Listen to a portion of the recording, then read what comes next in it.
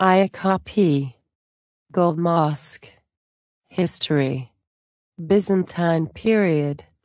At the very beginning of the iconoclastic persecutions, Emperor Leo III, the Isaurian, ordered the removal of an image of Christ which stood over the Chok, the main gate of the great palace of Constantinople. While an officer was executing the order, a group of women gathered to prevent the operation, and one of them, a nun named Theodosia, let him fall from the ladder. The man died, and Theodosia was captured and executed. After the end of the iconoclasm, Theodosia was recognized as a martyr and saint, and her body was kept and worshipped in the church of Saint Euphemia, in the quarter named Exiocratiana, after the houses owned here by one Exiocrates. The church and adjoining monastery were erected by Emperor Basil I at the end of the 9th century. The monastery hosted his 4 daughters, who were all buried in the church. Saint Euphemia lay near the monastery of Christos of Vergetes, whose foundation date is unknown. It is only known that it was restored by Proto-Sebastos John Komnenos, son of Andronicus I Komnenos and brother of co-emperor John, who died fighting in the Battle of Myriokephalon. During the Fourth Crusade, the Latin fleet gathered in front of the monastery of the Vergetes before attacking the city. During the Latin Empire, the navy had its anchorage in front of the monastery, and the naval port was kept there by Michael VIII Palaiologos also after the restoration of the Byzantine Empire. Many sacred relics kept in the church were looted by the Crusaders, and many still exist in churches throughout Western Europe. The worship of Theodosia grew with the time, until, after the 11th century, the church was named after her.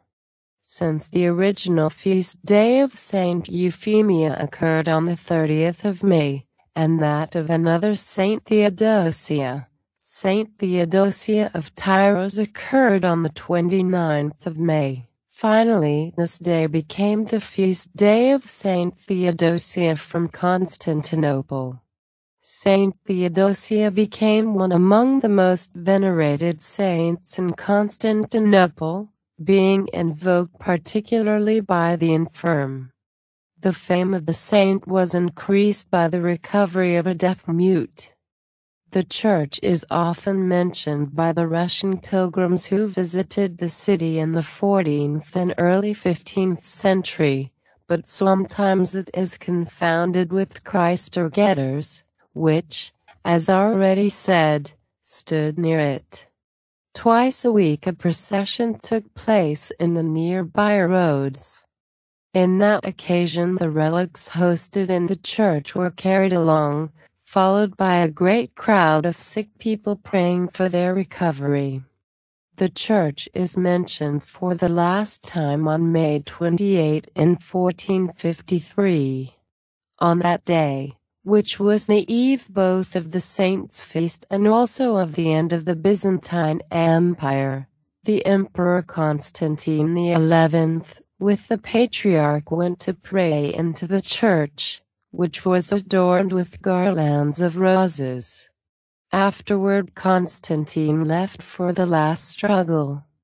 Many people remained all the night in the church, praying for the salvation of the city. On the morning the Ottoman troops, after entering the city, reached the building, still adorned with flowers, and captured all the people gathered inside, considering them as prisoners of war. The relics were thrown away and the body of the saint was cast to the dogs. Ottoman period. After the Ottoman conquest, the basement of the edifice, which in the meantime had fallen to ruin, was used as naval dockyard. Close to the building, Mehmet Efendi established a vakif foundation and erected a small mosque, Küçük Mustafa Pasha Mescidi, and a bath, Küçük Mustafa Pasha Hamami, which still exists. Some years later, the ruined church was repaired and converted into a mosque. A minaret was erected under Selim II by Hasan Pasha, a supplier of the Ottoman Navy. Afterwards the mosque was often named after him. During his sojourn in Istanbul, the German preacher Stefan Gerlich visited the mosque, identifying it with the Church of Saint Theodosia. During that century the mosque saw the predication of the local holy man Gul Baba, which was allegedly buried in the building. It is also possible that the mosque was named after him. During the 7th and 8th centuries, the edifice was heavily damaged in its upper parts by earthquakes, until Sultan Murad IV restored it, rebuilding the dome with the pendentives, almost the whole west side, the vaults at the southwest and northwest corners, and the minaret.